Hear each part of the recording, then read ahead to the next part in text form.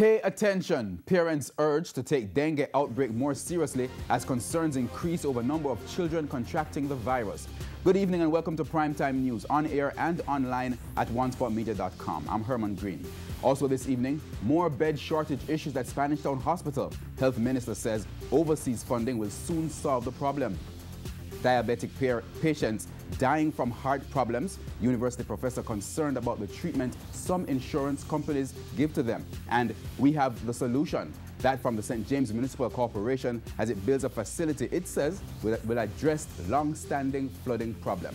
There's also Saturday Sports Special and weather in the newscast, so stay with us. I'll have the news in detail after the break.